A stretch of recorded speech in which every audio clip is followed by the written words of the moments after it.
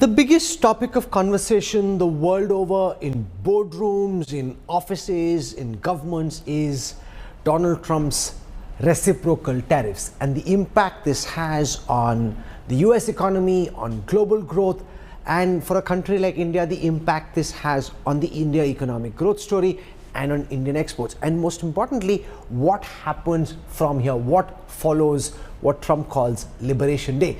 To try and make sense of a very uncertain, evolving situation, I'm joined by a man whose expertise it is to try and make sense when sense is tough to make. Ian Bremmer joins us, president of the Eurasia Group, one of the world's leading experts on risk. Thank you very much, Mr. Bremmer, for your time. I appreciate it. Good to see you again. Yeah. I want to start by asking you about what follows. Everyone's already seen the headlines, tried to get a sense of what Donald Trump has done. Given what the state of play is at this moment, what are you expecting will happen next?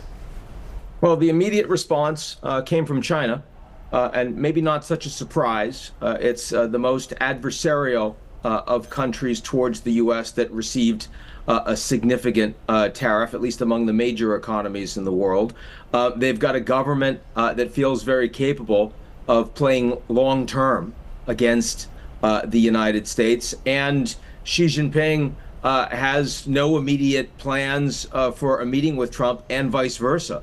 So, I mean, 34% from the United States, the Chinese immediately levied 34% back against all Chinese exports to the United States. These are the two largest economies in the world that are now directly in a trade war with each other. So, I mean, that is your initial consequence, and it's a pretty significant one.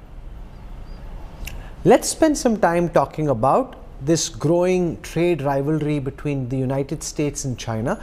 We're seeing some unlikely groupings. South Korea, Japan, China seeming to be in concert despite all the conflicts which seem visible on the surface. How do you see the rest of the world react to Trump's tariffs? How does this change the global geoeconomic order? Well, for the last 20, 30 years, Rahul, when we've talked about challenges to globalization, we've principally talked about China. We've talked about de-risking from China, decoupling from China, because China had an opaque economic system and political system. The state was the principal actor in the economy. They don't have rule of law. They massively promote and subsidize their own national champions and state-owned enterprises.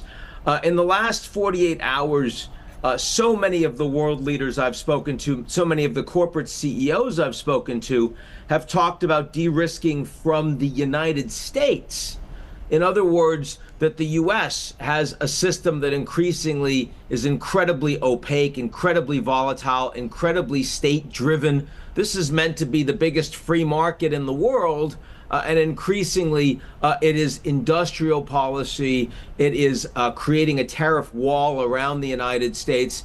And of course, the U.S. as the most powerful country with a lot of things that are not easily substitutable. So, I mean, if you're an ally of the U.S., you can't easily substitute American military support. If you rely on the U.S. for technology, you can't substitute from the American hyperscalers, you know, the Googles and the Microsofts and the Metas. So there are a lot of ways that you can't unwind your relationship with the U.S. You can't decouple, but you can de-risk. And I do think that in addition to lots of governments that will try to see if now a deal can be had, if Trump can be backed down from these enormous, historic announcements that he made on April 2nd, but they also will be trying to see how they can mitigate the risks that they will face from the level of exposure that they presently have from the U.S. market, from U.S. consumer demand, from U.S. production.